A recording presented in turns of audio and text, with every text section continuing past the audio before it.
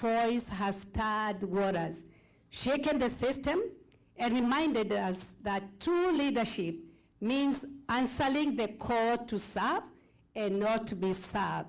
Your work for justice, accountability, and the dignity of every citizen echoes the very spirit that the Boston birthplace of revolution and reform. Welcome to Boston, where history inspires action and the fight for justice never fades or goes out. Karibu to Boston. Thank you.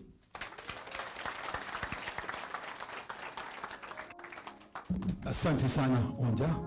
This junction, I'm going to call upon Bishop Oshira to come here and introduce the community leaders.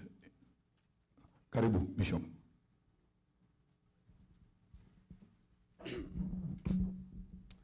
Your Excellency, Reverend Dracut, we want to take this opportunity and welcome you here in Massachusetts and Boston.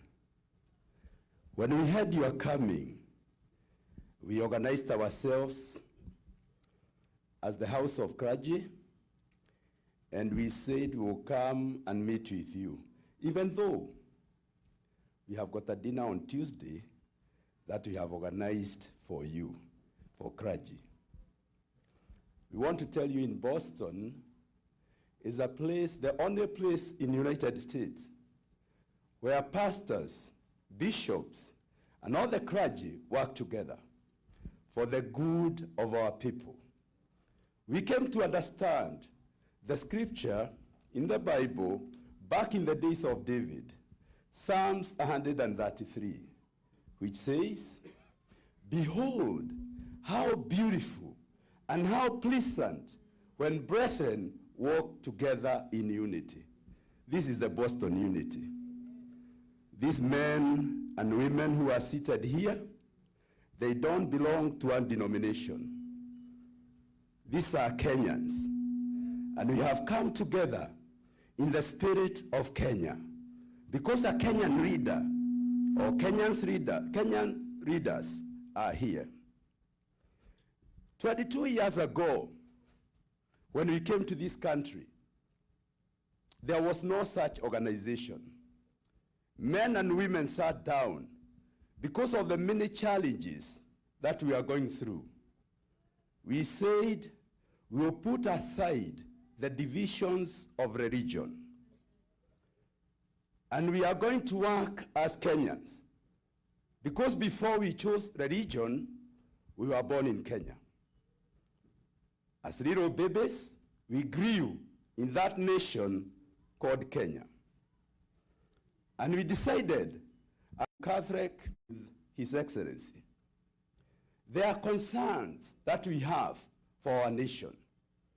And these men you are seeing here are very, very concerned with the way things are going. And the voice of clergy, who cannot be compromised, is very important at a time like this. And we will talk with you, we will listen to you as clergy, and these men that you are seeing here and women have got questions for you, because we want to build a strong Kenya together. These are the men and women who support the economy of Kenya in a very big way. In fact, right now, because the manufacturing and the farming for many years has not done very well, the diaspora people have supported that economy in a big way. We said we cannot be ignored. People sit down and organize for how those people can be helped. So when you see these men and women who are here, they do more than pulpit. They are the leaders of our community. And to say the least, it is the only organized group that can host something like this. And when challenges come, because there are serious challenges, when we are in a foreign land like this, these are the people who answer to those calls.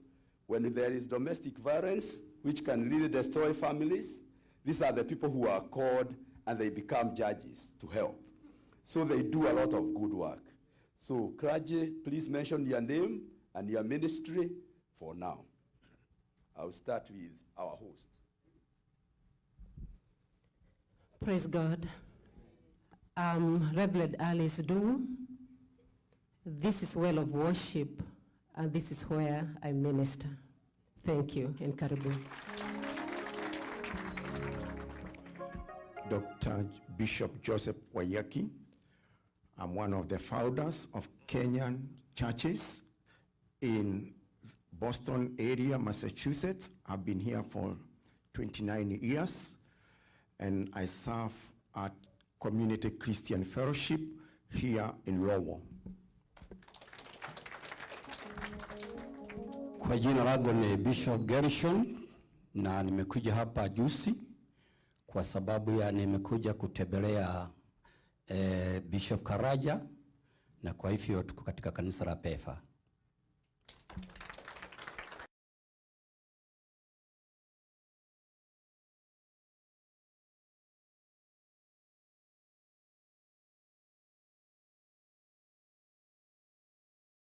Lowell, and I serve with the Anglican Church, St. Mark's Anglican Community Church. Praise the Lord.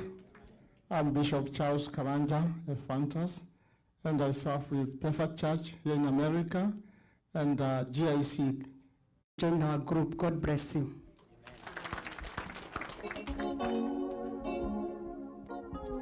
Your Excellency, that's part of our clergy. We are more than this. We are about 100 in number. And we work together. But because in this nation, some people have to work, and people work different professions, that's why this afternoon there are some that are working, and we don't have them with us here. My name's Bishop Washira. I minister with Christ is the Answer Church. Thank you. Mr. Fu. Thank you very much, Bishop Washira. A round of applause, please, for our clergy. Your Excellency, the time has come for speaker sessions. I'm going to start with Mr. Ikanyi. With Ikanyi, you talk about community address. Welcome.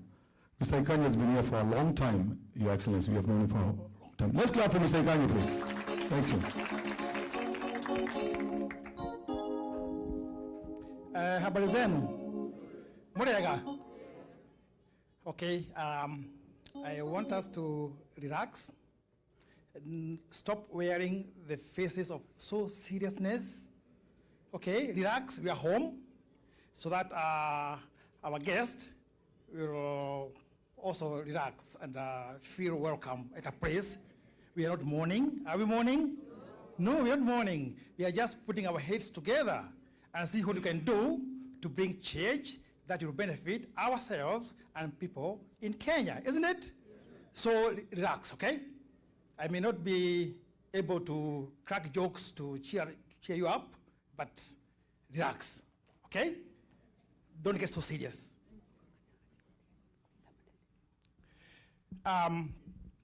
My first address will be to introduce to you and to His Excellency the diaspora, what it is here in New England. Most people don't know what it is. What happened in early 90s when I came here, people were running away from the economy of Kenya and harsh leadership of that 24-year dictator, you know about it. So we ran away from there. We found some people here who had come before us for further education, which is okay.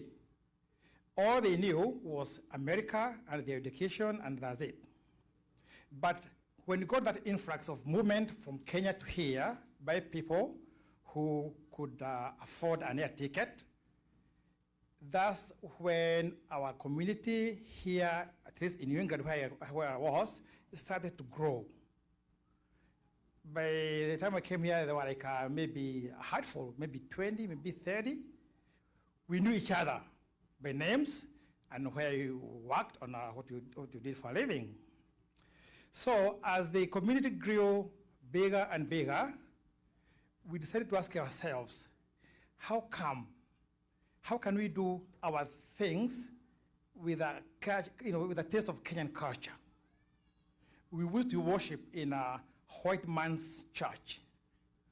So for the few of us who loved the church and the pastors who were there, the Reverend Gachagua, we put our head together and decided to start the first Kenyan church.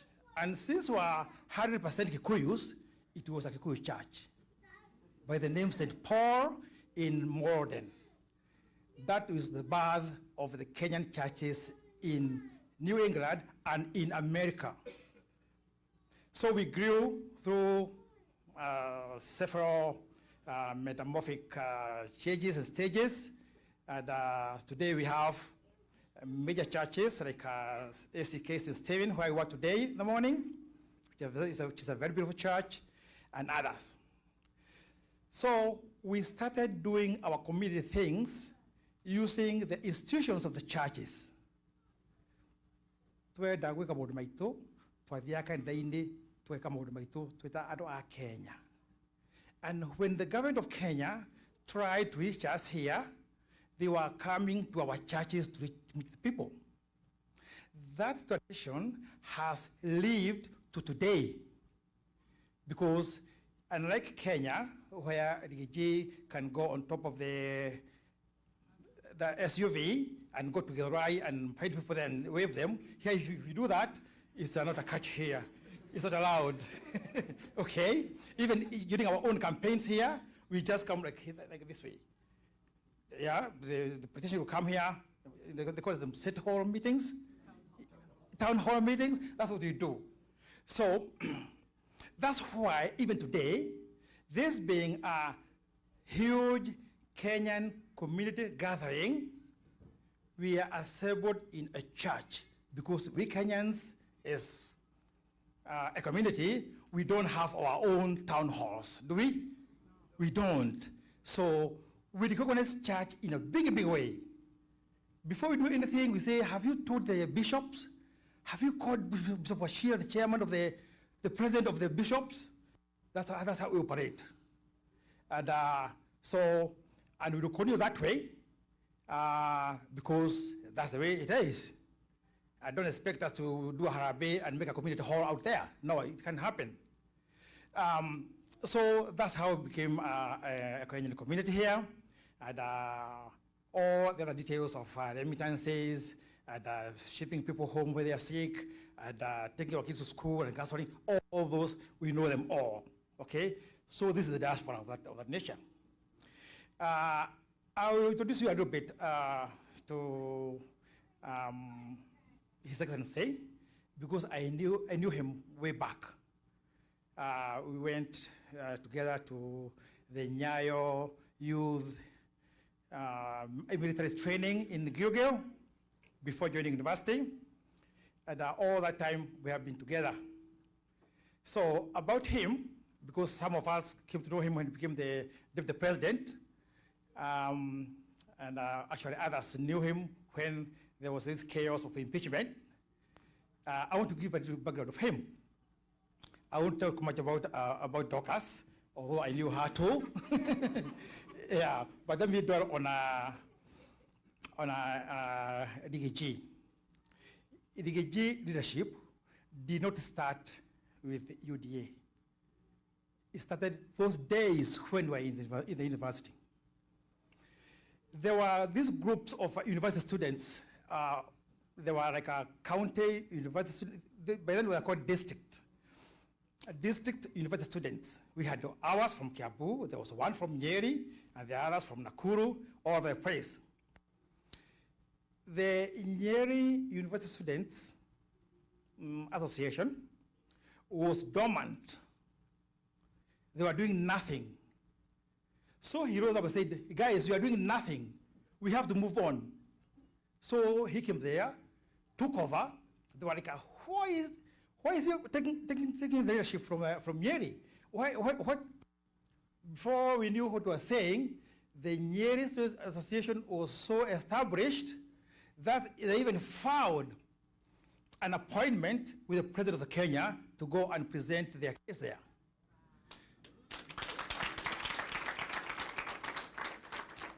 So, because we are friends, he invited me to go with them. I told him, tell him, even the Kiambu people, they are here. And surely he did that. He told the president that we are here with Kiambu people, Kiambu university students, and the leadership, and they would like to see you too. And we are given an appointment of July 1st, 1977. If you, yeah, 1997. 87, I'm getting old. I'm over 60, excuse me. So we are given that, I was given that appointment by Nyayo through Rigathi. So I took my students there, from Kenyatta, from all those people who are in the university then, they all know me.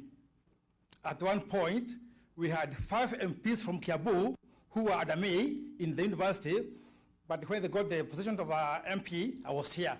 So I didn't get a chance to go to Kiambu, and it's okay, I understood. Okay? Then after the university, I talked with Rigathi and other people who are my friends. I told them, guys, don't go to Buruburu as young graduates. Let's go to Mushada and Banana. They have developed self-contained houses which are comfortable to you. They're not very comfortable, but they're good. From there, when you grow horns, you can fly over and go to Ruda, Karen, wherever you want to be. But before you spend so much money in Nairobi, come to Banana and Mushada. And I brought over 100 graduates from Nairobi University to come to Banana area. One of them was him, with the daughters. So my mother's house was here, and his house is there, where I put him. This is even today. And I'm planning to buy it and make it a museum. To be remembered, because how did I know that he will ever rise to be even an MP then, or a deputy president? And now the signs are, the way, if you are this much today, next time you go to the next level, isn't it? You don't go downwards. Okay, so that's the thing. So to wind up, over time, our people have developed different talents, different areas, and here we are today. We have MCAs, we have engineers here, we have computer people like Mughal, Francis, we have all kinds of people represented here, healthcare and everything else. That's okay. Already, we know what we're doing here for work. We are trying to go to the next level, and we don't need any advice on that anyway, but we're just reporting, okay? Let us continue doing what we are doing and helping our people back home, and the change will come. So the connection between us and the government of Kenya has been dwindling like this because of the poor representation in the government. I don't blame the government of Kenya for that, because we don't participate when they are making the government. We are waiting when they have done all the groundwork, when they have formed the government, then we come there and say, oh, we are diaspora, give us a ambassador, give us a PS, give us, and you didn't participate, okay? So according to his message today, I want us to put our brains together, our heads together, and see how we can support this mission of changing Kenya so that we can be heard when we get the position of the managing the government. Does it make sense? For this thing to happen, a few people have put their heads together. Yekonyo, Wangombe, our leaders, they're there. They're behind there. Nobody knows about it, okay? They put their heads together to put the details. Let us meet well of worship, core of worship. Discuss with them modalities. Let us go, oh, let's have a barbecue in Webster. Okay, Koroshege, and they arranged that. Luckily, the group that managed the cookout yesterday from Banana, and I'm a member of it. So I'm also proud of that. Because even if I didn't sit in the committee, I knew in my head that the modalities they are doing, I have approved. So that's the way it is. So we put the pieces together, and then we make one whole thing called success. Okay? I don't wish to speak and speak and speak. I wish to stop there, and we work together, okay? Thank you.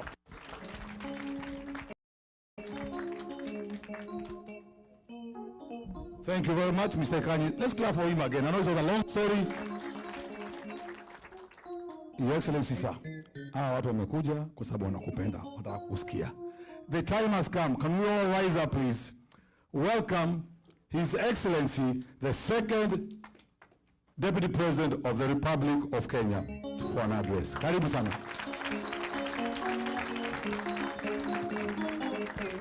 Thank you very much. Please be seated. Our bishops, the House of Clergy, the organizing committee led by Gikonyo, and all the great people from home.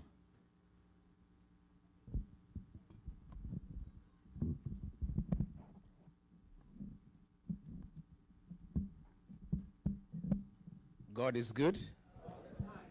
And all the time. Nisalimieni kwa haya. Bwana Yesu asifiwe. Bwana yetu asifiwe tena. Kenya, hi. Hi, cousins. Cousins, hi. Hi, bros. Hi, sis. Hi, Mashemeji. Hi, Boston. Thank you very much. Our bishops, we are very delighted.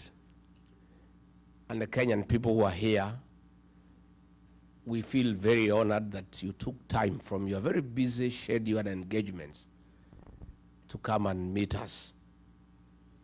We are really honored and feel very privileged. We don't take it for granted. We know how busy you are. And the fact that you have taken time to come and have an engagement with us, we feel very honored and very delighted. Since I arrived in the States last week, I started in Seattle, now I'm here. I want to tell you, in my whole life, I've never felt this pampered and spoiled. Watu wananichuka kama mtoto. Ingia hii gari, tunaenda pahali ni 7 minutes, hata sijui ni wapi. Naambiwa tumefika, shuka. Huyu anaitwa fulani. Saa ya kukula imefika. Unataka kulala saa ngapi? Unataka kukula nini? Ndio hii. Unataka kuoga? Unataka maji moto ama baridi? I've never felt so loved. The love and affection you people have shown me and my wife, we feel very indebted, and we feel we are in the right place. Tumeshukuru sana. Yesterday we had a good meeting with some business people. Later on we had a barbecue in Webster kwa jamaa moja anaitwa Madhu. Tukakuta hako na ploti kubwa. Tukamwambia tukatie kidogo hata 100 by 50. And the guy is living well there, and he was saying it's a village, but it's a good place. Today we were in church in St. Stephen, and it was great. Now we are here to engage with Kenyans, and these are Kenyans from all communities. You know, back home, our detractors are accusing me of only talking to my people from the mountain. That is not true. I came here to engage Kenyans, but as I engage Kenyans, I also come from somewhere. So along the way, utapata watu ya nyumbani mukoroge lugha kidogo. But we are here for Kenya. Kenya is a great country. And I want to disagree with, I heard Akina Musalia saying, Now, Kenya is a good country. And nobody has any issue with Kenya. We have a problem with bad leadership. And that's what we are discussing. And I think it's dishonest for Musalia to expect me to come to the States to cheat people that things are working when they know they are not working. I don't need to tell you Sha is not working. You already know. See, you are the ones who is taking care of your parents back home. You know it's not working. Is it working? I don't need to come here and cheat you that the cost of living is manageable. I cannot. I will be a very dishonest person. Because you already know that the shopping you used to do for your parents was 10,000 before Ruto became president. Today, you need to spend 30,000 to do the same shopping. True or false? So I want to tell leaders back home, me, I'm a truthful man in Kenya and abroad. And I don't think, I think it's unfair for people back home to expect me to change my character simply because I'm in the United States. I've been truthful in Kenya. I will remain truthful in the US. And when I go back, I will even be more truthful because you will have told me a lot of things. Ni mzuri tuheshimiane na tuheshimu wa Kenya. I think it is lack of respect for the Kenyan people to tell any Kenyan today that things are working. Last week when we were here, fuel prices shot for diesel by 8 shillings and petrol 9 shillings. And it has a ripple effect. The matatu people will have to increase their fare. Those with the factories will have to increase the cost of consumer products. So we cannot come here and pretend so that we look nice, that we love our country, we are so patriotic, we come here and lie to the people. Oh, nyumbani mambo iko mzuri, kila kitu iko sawa sawa. Oh, economic growth 9%, hakuna shida, watoto wote wanafurahi, hata hakuna mtu nauliza hawa. And much as you are here to look for opportunities, you have a lot of interest back home. Your parents are there, your relatives are there. That's where you are born. And if things go the way you would want, that is where you would like to retire. Isn't it? So you are very serious stakeholders in the welfare of our country. In the 1970s, coffee was #1 foreign exchange earner for our country. In the 80s, coffee was overtaken by tea.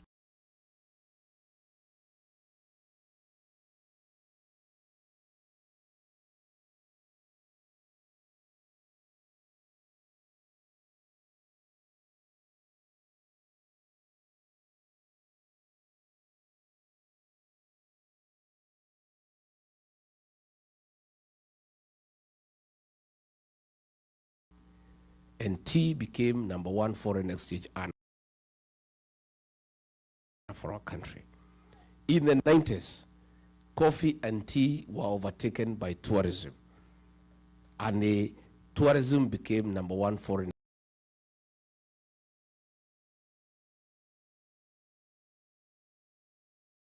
exchange earner for our country. As we speak today, all those have been overtaken. The highest #1 foreign exchange earner for the Republic of Kenya are remittances from the diaspora.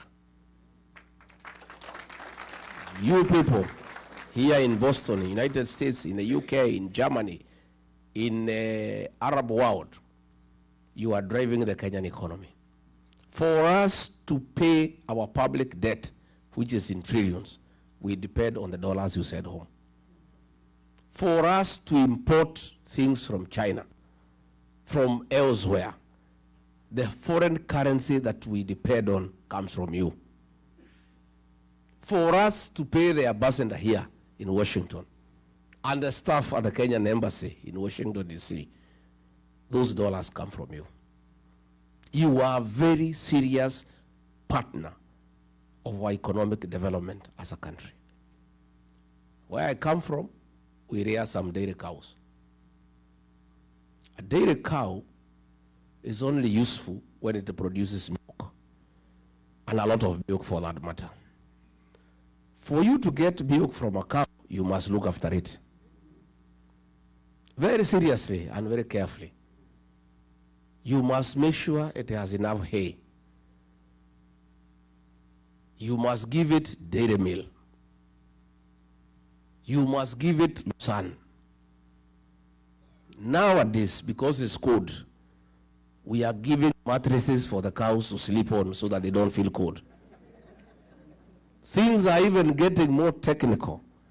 If you want the cow to give you milk, and a lot of milk, we are now playing country music of Ken Rogers and Don Williams and Crystal Gill to our cows to produce milk.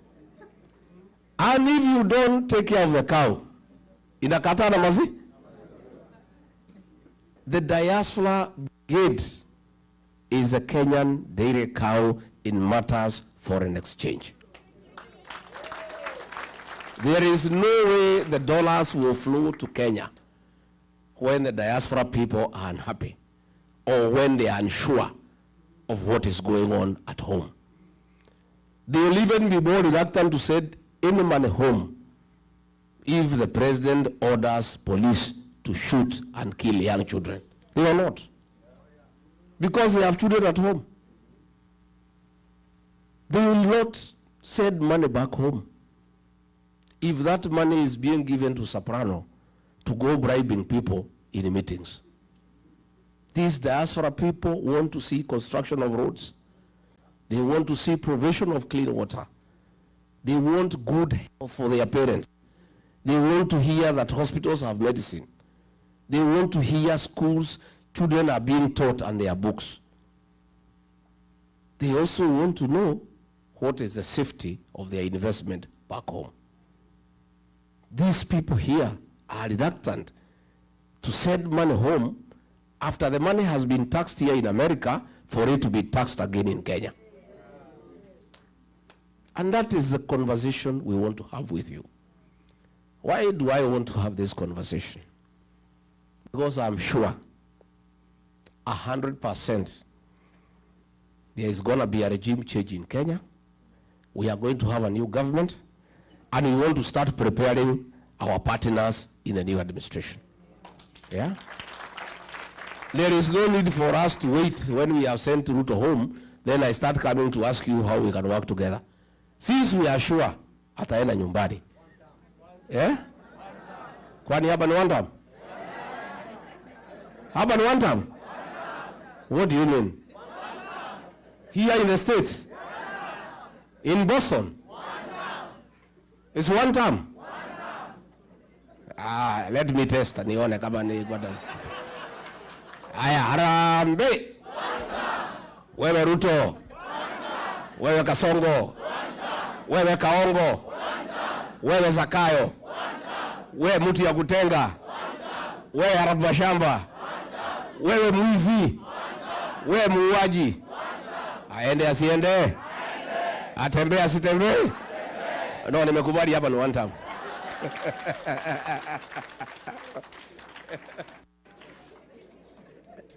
I want us to have a conversation. We want to create an enabling environment back home for you to feel confident to repatriate your profits and invest at home. We want you to come and build houses without paying bribes for your building plans to be approved. We want to have a discussion how you can invest your dollars back home at an interest rate higher than what you are getting here in America. And I want to be very candid. It is foolish, indeed irresponsible, not to engage the diaspora people on how they can bring their dollars back home. The dollars from the diaspora are enough to drive our economy. We can borrow from diaspora, we don't have to borrow from China. We don't have to borrow from the World Bank and IMF.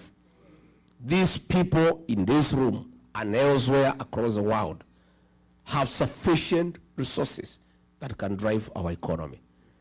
But they cannot entrust their money to a corrupt regime.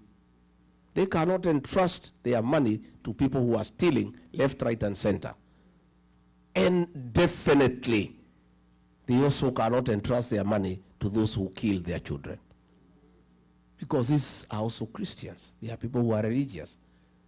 They have some moral fabric that drives them, that you must be a morally upright person for them to entrust their savings with you. So that is the conversation along the way I'll be having for the time I'll be here, and I'll be back again and again, so that by the time we are going to elections, we have an MOU with the diaspora people. I know you have been betrayed, and therefore you may not be very quick in trusting us. I have been betrayed too, so that makes the two of us. Sindio, the Kenyan people have been betrayed. So now we cannot talk about betrayal because everybody has been betrayed. You know the kind of excitement the Kenyans people had when we elected Ruto as president. He promised many things. He said he'll put money in our pockets. Little did we know he would get into the pockets and remove the little that we have through taxation and stealing. So everybody is feeling bad. Everybody is feeling let down. People are almost giving up, but I want to say don't give up. There is a hope for a better tomorrow. The Kenyan people are very resilient and they don't give up. I want us to have a partnership with the diaspora people. I want to see where you people can form yourselves into cooperatives, pull resources together, import our coffee from home and market it here and make the profit and pay our farmers better. Our coffee is the best in the world. When you buy coffee here in Starbucks, it's impossible to afford. But the brokers take all the money, they don't pay anything back home. Our tea, our avocado, the prices here are crazy, yet the farmers at home are crying. If you people organized yourselves, put money together, purchase avocado from home, sell at the same price, keep some profit, and pay your mothers and aunties well, you will have done well for your country and for yourself. I have many ideas, but those ideas, I have to work with them with you and our children, the Gen Zs. These Gen Z fellows, the present and the future of our country. And there is no leader who is going to succeed without working with these children. They are more knowledgeable than all of us. Hawa watoto, hakuna kitu hajui. Wamesumbua Ruto, he is not sleeping. Na alikuwa anajifanya ni mjuaji. Amekanyangwa na hiyo watoto, hana pahali ya kupotea. Because they are educated, they have pressure, they have access to internet, they are talking with their peers across the world. And the administration that we want to form, the Gen Zs will be part of that government. I want the Gen Zs on the decision-making table so that they can help us to manage our country.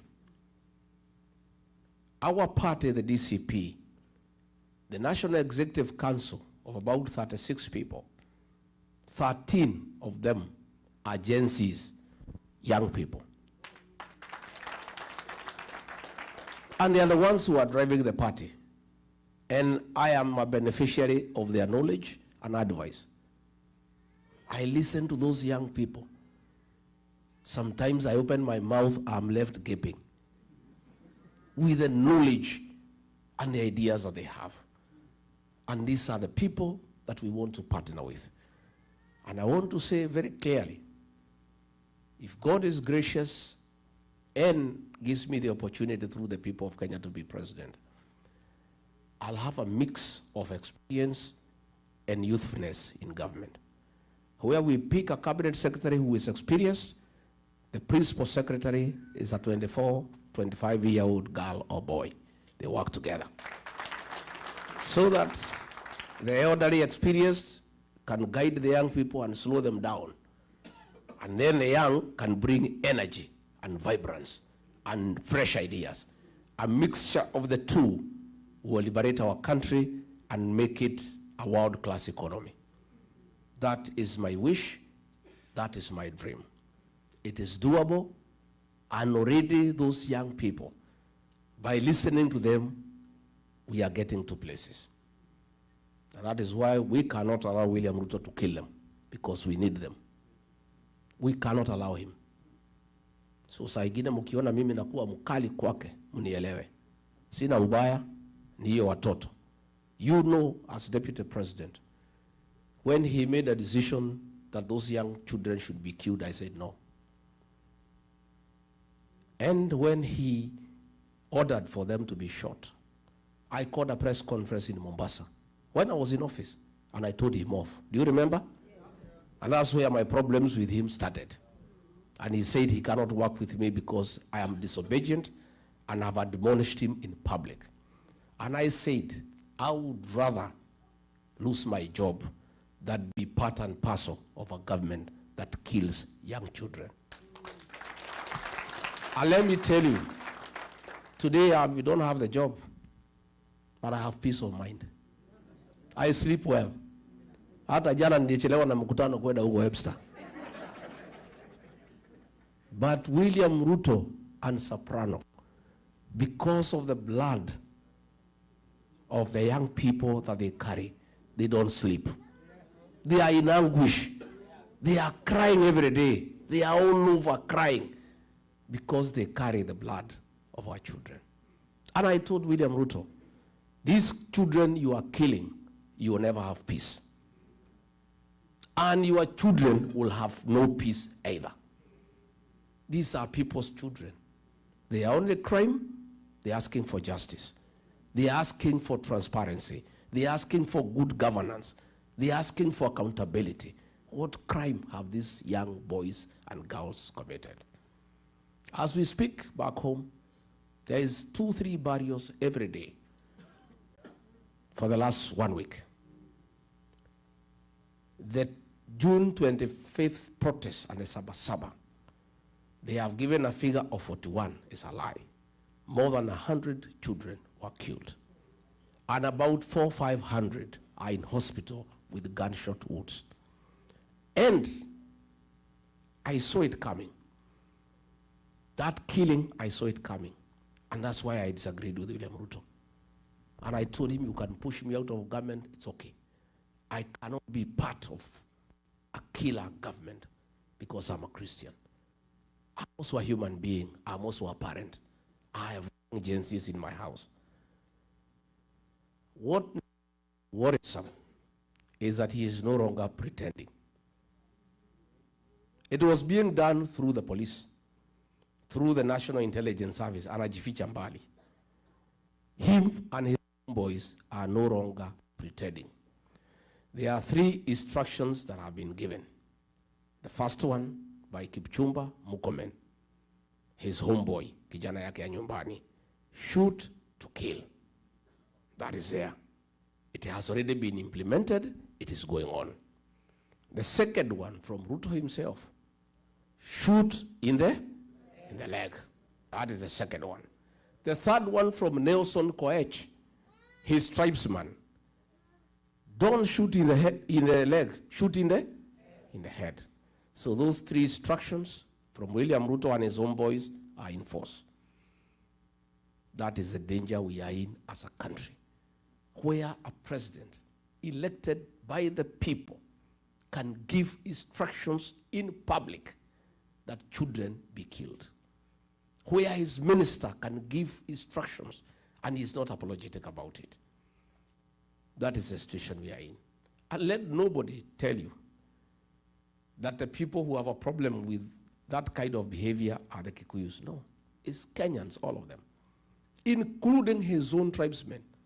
Huko in Kericho, Bomet, the Kipsigis are crying. Huko in Baringo, the Tugans are crying. Everybody is up in arms. And it's a Kenyan problem all of us must fix. So before I can ask you to bring your investment home, please let us work together and first fix the governance. And there are no two ways about it. One term. One term. And I want to, when I'm here, to tell William Ruto and his boys, I've seen they are all over the country castigating me because of one term. One term has nothing to do with Rigathi. It's a decision and the mood of the Kenyan nation. All Rigathi did was to look for an appropriate slogan to describe the way the people of Kenya are feeling. Rigathi is just creative, isn't it? Yeah.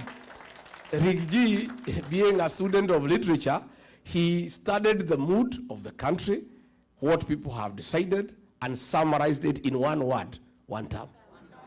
But it's not me. I am here. In the US, one term is still going on. So they are abusing me. He has unleashed Musalia abusing me. Wetangula, Ichung'wa, Cheriot, mwenyewe, kila mtu wananitukana. Even yesterday, they were abusing Mama Boys. They have sunk so low. Now they're even fighting women, fighting children. When you fight a government, fights children and women. See, you only bure serikali. And Ruto was saying that Kenya is not a failed state. But if you have a government fighting children and women, so that is a failed state. So I want them to know this one term has nothing to do with Rigathi. It's a decision made by the people of Kenya. And I'm happy. I have found that the Kenyans in the US are of the same opinion. Because you guys talk to people at home every day. And you guys are even feeling the effects of governance much more than people at home. Because you people support families. You have a lot of transactions at home. So even as you work here in the States, you are feeling the impact of bad governance when you are here. So, my brothers and sisters, my cousins, let's fix this together. Mimi nataka munisaidie. You may not know, but you have a lot of influence back home. Hiyo kitu mnatuma na M-Pesa, hiyo titi. Iko na ushawishi kubwa sana. The families you take care of, the people that you support, listen to you. Talk to them. Tell them it's one term. Hata wakichukua pesa ya huyo jamaa ni one term. Najua siku moja alikuwa anakuja huko mlimani na pesa mingi sana. He had 1 billion nikaibiwa siri na mtu wa Central Bank. Ilikuwa anatolewa na magunia. Kaambiwa pesa imetolewa ya kwenda mlimani 1 Kenya shillings. Sasa nikauliza hii pesa si nipange vile watu yangu watafaidika. So nikawachanua. Kaambia nyinyi watu ya mlima msioneshe hii jamaa hasira. Lakini kwenda mkutano yake lazima alipe.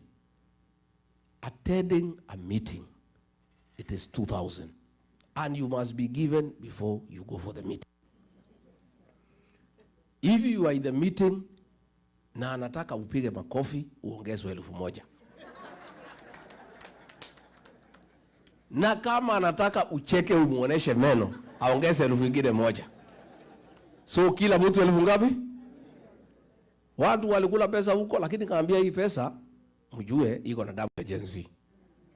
Please don't take it home. Usichanganye na ile yako, ama kupeleka mtoto shule, hata hakuka mtihani. Hii pesa mkule hapo kwa ploti hapo. Na kama uko na deni ya Shylock watu walikula nyama, wakafanya shopping nini, akanyolewa 1 billion. Akifika Nairobi, akasikia mambo ni one time. He has never come back there. Jana nimeona Masaini, Wamasai wamechanuka. Wamasai wamejaa hapo karibu na Kiserian, Soprano walikuwa wameenda hapo na pesa na gunia. Wanapiga makofi, wanacheka, wanaimba. wakapewa kila mtu 2,200 wakanyamaza. Alipoingia ndege kuamuka kufika juu, one term. Another group of bodaboda walikuwa wameenda pahali zaitwa Bisil, wamelipwa kila mtu 3,000, wakapewa wakalipwa. Alipoingia kwa ndege, wakija kwa bodaboda wamebebana watatu, wanasimamisha gari, wamwambia wewe mwenye gari one term, wewe mwenye gari one term. That is what is going on in Kenya. So I want you to tell people back home, hiyo pesa ya Kasongo ikija mkule, lakini ni one. Mutawaambia? Number 2, na nyinyi mupige kura. Those who are able to come home, you vote there. Those who can vote here, you vote here. Again, your congressmen and your senators, you tell them about what is happening in Kenya. Ndio watusaidie kwa Congress and Senate. And because they need your votes here, they can listen to you. You must tell them about the human right violation in Kenya and what is happening back home, so that the American government can understand whom they are dealing with. So mine is to tell you that you are serious partners of our new administration. And I want to assure you, we cannot get it wrong. Ruto is trying to divide the opposition. Ndio apitie katikati. Na yeye ni mkali na ni mjanja. Na ako na pesa, na watu wengi wanapenda pesa. Many people, very few people can be able to withstand corruption through money.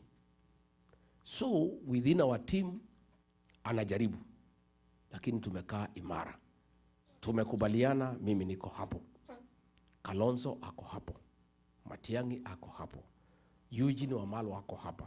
My sister mother ako hapo. Natembea ako hapo. Hata huyu Mtata ako. Na yule mtu yote anataka kuwa rais. Tumesema kila mtu aende atafute kura zake. Kila mtu asanye zake. Pale mwisho, next year, hapo after Christmas, tuketi. Tuweke kura kwa meza, tupige hesabu, tuulizane nani atapeperusha bendera as one candidate only against William Ruto. I am a front runner, and I think I have the best chances to be president. But I want to give you a commitment. If the formula does not favor me to send Ruto home, I'll sacrifice my ambition and support whoever the formula favors. Because if he is treating Kenyans this way, when he still needs their votes, you can imagine what will happen if he gets a second term. Kama anasema ati watu wapigwe risasi mguu na gari anatafuta kura, na kama hahitaji kura, si atakupiga yeye mwenyewe. I don't think he even said anybody to shoot people. He'll do it himself. So it must be one term. And we must sacrifice. So I want to give you that assurance. I have seen some report by KTN, sponsored by the National Intelligence Service. So wamekubaliana na huyu, so that they started dividing us and causing conflict. We have not settled on anybody, and it's not yet. There is only one thing that has been agreed on, one term. Si ndio? Hiyo tumekubaliana. As to who will replace him, bado. But Wakenya wamesema hata wengi hawataki kujua. Some women at home waliambia si hataki kujua ni nani. Bora huyu atoke. So what has been agreed on, and now the newspapers can write, KTN, you can do a video, nani ni one term. Hiyo muendelee. That I want to confirm. That has been agreed on. As to who is a flag bearer, at the right time, we'll discuss. And government is huge. There is space for everybody. And we'll agree who takes what position, provided we come up with a formula to create good governance and get rid of corruption, get rid of killing, get rid of abductions. That we must do. Tumekubaliana watu wetu? Finally, because nimeona akiwa pale kanisani ameongea, wacha nimjibu. Nimjibu si mjibu?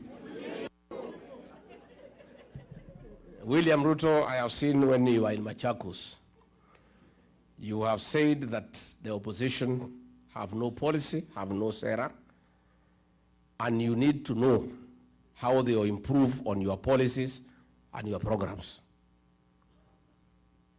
Mr. President, it is not possible to improve most of your programs. Your biggest program is lying. We obviously cannot improve on it. We want to bring a new government to put an end to lying. Mr. President, your legacy is abduction. How can we improve on abduction? We shall bring an end to abductions. Mr. President, your other big legacy is killing young. We must bring an end to corruption in our country. William Ruto, you have done so well in destruction of institutions of oversight. You have captured parliament. You have captured all institutions of oversight. How can you ask us to improve on destroying institutions? We will restore institutions so that they can provide oversight. Parliament will be independent. Judiciary will be independent. All other organizations of oversight will be enhanced and funded. Of course, it is mannerless for you to ask us to improve on raiding the payslip. You have raided the payslip. How can we improve on that? We must free the payslip and restore the dignity of the payslip and the payslip holder so that the middle class can create employment. I have seen you say that we need to improve on your policies. All roads, Mau roads, all tarmac roads started by Uhuru Kenyatta have stalled. How do we improve on stalling them further? We must revive all those projects. And finally, I have seen you say that you did not overpromise. I want to correct you. You didn't overpromise, you overlied. Tumemjibu watu ya mjibu. And finally, because mimi nataka muniulize maswali, si ndio? Si ndio? I just wanted to tell you that we are okay. By the way, we are okay. We are suffering, yes. The English say, the darkest hour is just before dawn. It's very dark now. It's pitch dark. We are almost there. Light is almost coming. All these killings will come to an end. All these abductions will come to an end. All this corruption will come to an end. Na huyu jamaa tumemsukuma kwa kona, isipokuwa hawezi kubali, analia kama panya imeshikwa na mtego. Leo Nakuru, our team was there, Nakuru County, for DCP. And they don't attack other parties, because most of the parties are sponsored by William Ruto. DCP is the only party that he knows. One, he cannot compromise, he cannot bias, and he cannot intimidate us. So walikuwa naenda subuki ya kanisa, wakitaka kwenda mikutano, wakafurushwa na polisi. I have talked to the police in Nakuru, and they are crying. They are saying the husband of Governor Susan Kehika, called Samburu, is the one who is giving instructions to police. I asked police, as who? No, he has said the wife is in charge of the county government, and him, he is in charge of the national government in Nakuru. How so? He says, tells the police, I am the business partner of William Ruto. All the meters that are sold to Kenya Power, I am the one who imports them on behalf of William Ruto and shares profit with him. All the fertilizer that is bought in the country, I'm the one who imports and we share the profit. All the rice that is imported duty-free and sugar, I import on behalf of William Ruto. I'm the one who funds his politics and his life. So my word here in Nakuru is final. And if you don't do it, you will be on transfer tomorrow. So the police went there.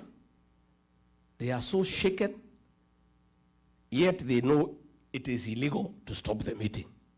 So wakiwa hapo wakamwambia Medho, si tuko tu kazi, wacha tujifanya tupatia gas kidogo, lakini tutatupa different direction.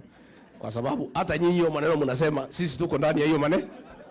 The police told them, we are also part of, we are suffering. This man is nobody in Kenya. He's not a government official.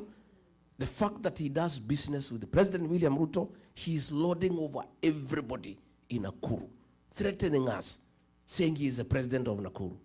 So William Ruto, I want to ask you, why don't you do business with Samburu, muendelea biashara? But you cannot make him in charge of police operations in Nakuru or elsewhere in the country. You know, hata kama anakutengenezea faida, si wewe mwenyewe utafute mtu mwingine akuambia polisi vile watafanya, instead of him intimidating people in that Nakuru. Na sisi tumesema, fine. Since we cannot work on that guy because there's nothing we can do, I have told my people and the people of Nakuru to punish him, his wife, one time. Huyu Susan Keheka, I have already told the people of Nakuru, for what Boro is doing, akitumia jina ya Ruto kuangaisha watu ya Nakuru, to punish him, bibi yake, Susan Keheka akuwe, akitaka kuhamia Sogoi, wakae huko na Ruto, waendelee. So mimi nimeshukuru sana, and I really wanted to assure you, not to be worried. We have got a good plan. And they had tried to isolate the people of the mountain and coin 41 verses 1, lakini Kenya wamekataa. Mimi nimetafuta makuzo, mashemeji, mabros, masiste. We are one big team. Hii mtu tutakimbiza yeye kama baisikeli ya kuibiwa. 7+1 by saa 2. And Gen Zs will help us to protect our vote, to make sure they are in every polling station. So the church, I want to thank you. Ikanyi huyu alikuwa ametutafutia nyumba hapo Kivutu. Amesema vizuri sana that your activities are around the churches. I want to thank the Church of Christ for what you are doing for our community here abroad. And you people, Kenyan people, please stay together. Love one another. Support each other. Because you are in foreign land. Nyinyi lazima muchungane. Buffaloes don't move together in a herd because they love one another. It's the danger of walking alone. If you look at the wild mist migration at the Mara, his wild zikitembea. When the lions try to attack them, they are able to fight them off. But along the way, one of the beasts gets injured and is unable to walk faster. And the others walk and leave it behind. Within 5 minutes, imechukuliwa, imekuwa nyama. Never walk alone. Please stay together as the people of Kenya. Take care of each other. Tafuteni makazi na mashemeji. Si ndio? Na kazi ni anybody anataka William Ruto akuwe wandamu. That is the definition of cousin. Makuzo mko? Hi kuzo. Hi kuzo. Please, we are communities. And I've told you, even the Kalenjin, they are crying as much as everybody else is crying. Because the cost of fuel, there is no one that is cheaper for the Kalenjin. It's the same cost. Kila jamii inalalamika because of bad governance. So we need to work on our country together. But with the leadership of Gikonyo, mukubaliane yale maneno mnataka tufanye na nyinyi diaspora. Na mimi, I want to promise, hii Los Angeles consulate, hiyo, Tukipata serikali, tutapatia mtu ya diaspora achunge mambo yenu hapo. Hiyo Washington DC hapo embassy, mutajaa huko. Because you are the one who understands what needs to be done here in the States. You understand the challenges of Kenyans here. You know the business opportunities. You know how we can grow trade between us and the Americans. Because you have been around for a long time. And you understand these Americans. So you are the best people to advise our government on how we can sell our products here. How do we bring our tea here? How do we bring our coffee? Nilijaribu kumwambia William Ruto, wacha tuweke hiyo watu ya diaspora kwa embassy. Sasa hapana. Achana na hiyo watu. Hiyo watu wacha wahangaike huko. You know? Ameenda ametafuta mtu ya kwao, ameleta hapa Washington. Tangu akuje amekutana tu na jamii yake, he has not met Kenyans. He has not bothered to find out what is happening among the Kenyan people here. So I want to make a promise that we'll agree that our missions abroad, the diaspora brigade, you have learned people, experienced people to run those embassies and run them efficiently for the benefit of Kenyans, for the benefit of our country, and for improvement of trade and good relations with the people of America. Sindio? Sasa mutakuja kutembea Monyoro? Mutakuja lini? Mutakuja Disemba? Mutakuja? Kujeni wa Monyoro nichijie nyinyi. Najua sasa hapa jana nimeambiwa na huyu driver alinibeba ile buzi tulikula pale, ati akaniambia hapa buzi moja ni $400. Karibu nisimamisha gari nitoke niingilie hiyo biashara. $400. Wow. So mimi Mungu akinisaidia tupate hii serikali tuendeshe kidogo, halafu tustaafu. Munitafutie shamba hapa. Niweke mbuzi nikuwe nikiuza $400. Because I think, and you know, I've met many people here, and you people look happy. Yeah? You look happy. You know, why do we work hard? What is the ultimate goal of working hard? Is it not happiness? It's the ultimate. Everybody wants to be happy. And that is what we desire. But people are only happy when they are also comfortable. You are able to afford health care, you can drive a good car, you can take your child to a good school, you can afford a holiday once in a while. Najua nikiangalia hawa mama hapa, I remember at home, my dream, huko nyumbani. Today tulikuwa kanisa ACK, I was telling the Reverend, we want our women, wale wa Mothers Union, wale wa CWA, wale wa Women's Guild, ile kitambaa wafanya ile siku tu iko sherehe ya kanisa. These are the days. Kwa sababu wako na pesa, waende wawewe kwa ile kinyungu izungushwe, nywele ikae sawa sawa. Because you know, our women are our flowers. When our women dress well, they look nice, they look beautiful, we are also happy. Sindio? And that will only happen when we empower our women. Akuwe akitaka kununua nguo, sio lazima aende kuona bwana yake. Sindio? She can be able to do something for herself, to look good, to look nice, without talking to anybody. We want a situation where sisi wazee, zamani when my father was here, he had money for coffee. He would get 1,000 shillings and give his wife. Because he loves her, without telling her what to do with the money. Today, ukipatiwa hata 500, inapangiwa mpaka change. Because 500 hiyo ndio iko kwa hiyo boma. Na ile shida mingi iko kwa boma, mingi huko nyumbani ni hiyo 500. Wakigombania juu. So the minute we fix our economy, we fix our businesses, our women have money, our men have money, our young people have money, everybody have some little money, even there will be a lot of love and affection within families. And you know also many challenges kwa manyumba pia ni mambo ya pesa. Najua mtaki kusema lakini ni ukweli.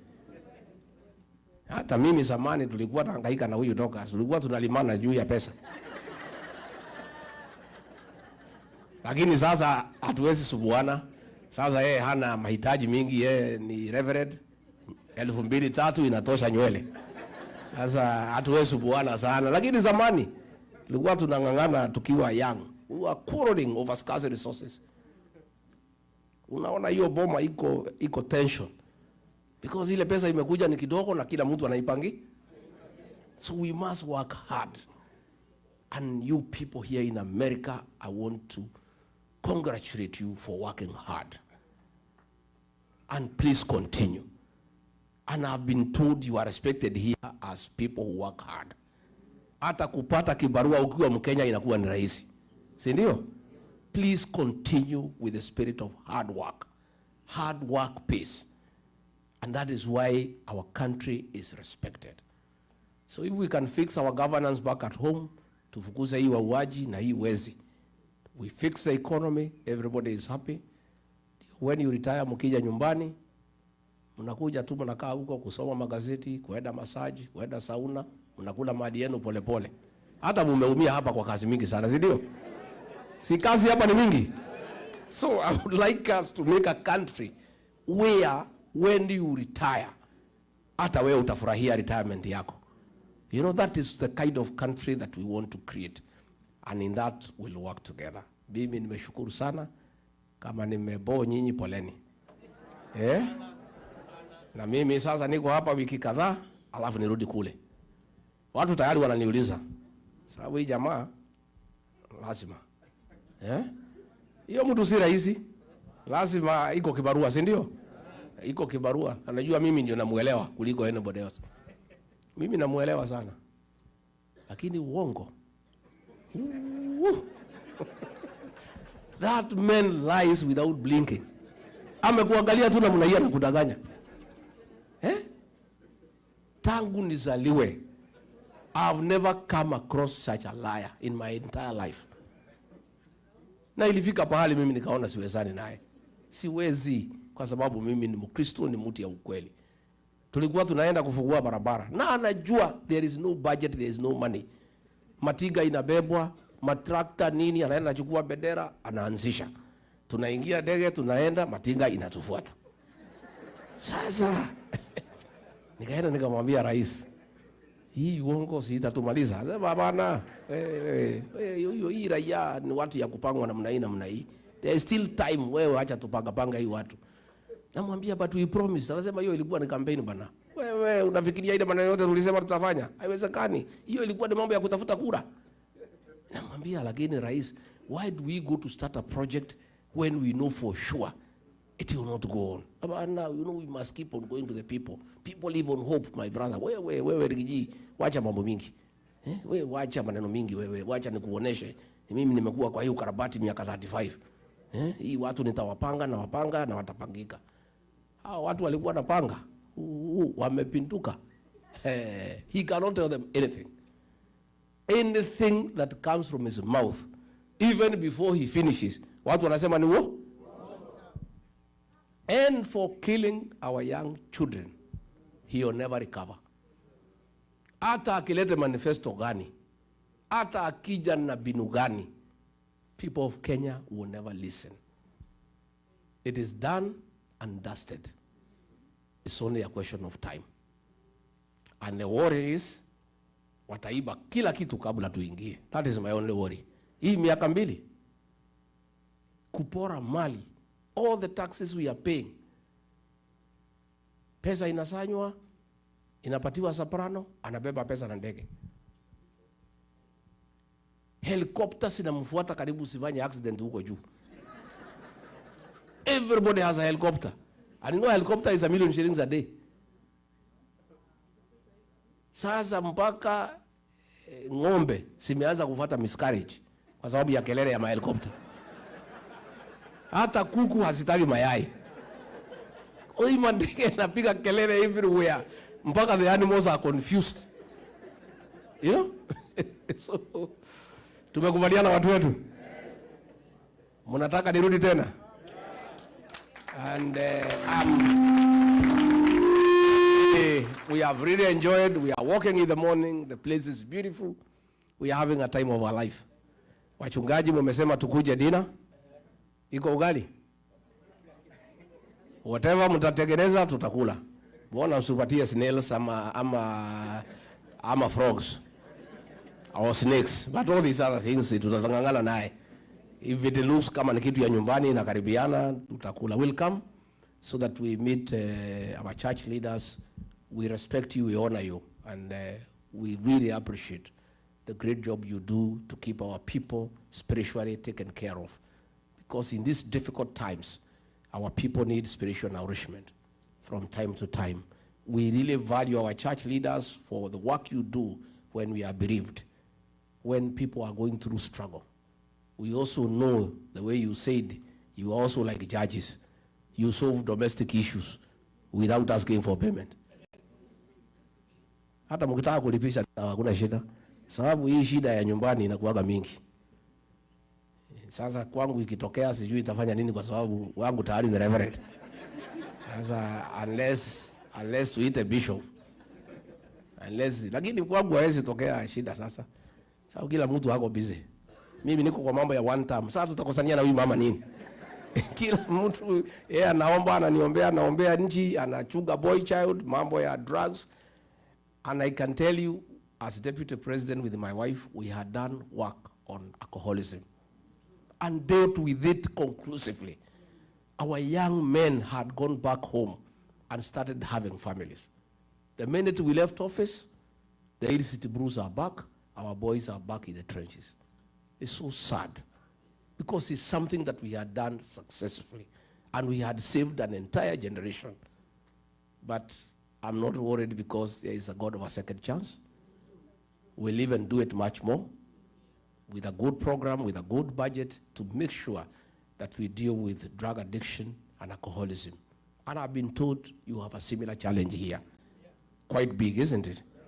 So that is something, Reverend Dorcas, you have to start thinking through. As we come to government, how do we work with our embassies, with our diaspora organizations to help the people out of our country on issues to do with addiction, drug addiction, and alcohol abuse. It's something we cannot run away from. You know, people like running away and assuming it's not happening. And I think that's what I and Dorcas did. We owned it and we said we have a national problem. And many people, very senior people, started coming to us to say, yes, I was hiding because of the stigma. I didn't want to know my child is in drugs. I didn't want people to know that I have a problem with alcohol. But now that you are talking about it, let's discuss it. So even as we agree on the diaspora interventions, I think the social challenges facing our communities here is something as a new administration we must take into account and find out how we can work together ndio tusaidie hawa watoto wetu. Mungu awabariki.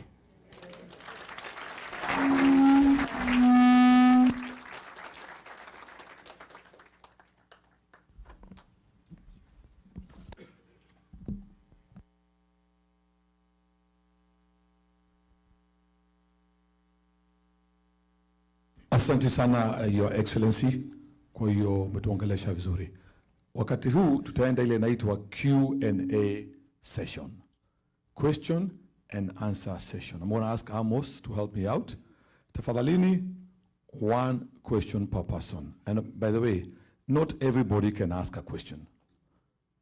Because even essence of time, we are cutting the program. So, how many questions per person? And how many people? How many? 3 people. 3 people. 3 questions at a time. 3 questions at a time. Amos will help us out. Thank you. God is good. God is good. Whew. We've been sitting there. We've been listening. It's been sinking in, right? Let's all stand up for a second. We want to make sure we have a wonderful Q&A. I know we want to hear more. We want to hear more, right? How many many appreciate all that we heard today? Come on, let's put our hands together. Yeah. Come on, I see someone who is not clapping. What's going on, right? Well, let's appreciate His Excellency one more time. And yesterday, as we ate that nyama, we understand there's one language that is so good and so clear and so right. And what's the language? What? That's a bishop, huh? Hey. All right, let's say we're going to do it this side and then this side, and we're going to wrap it up.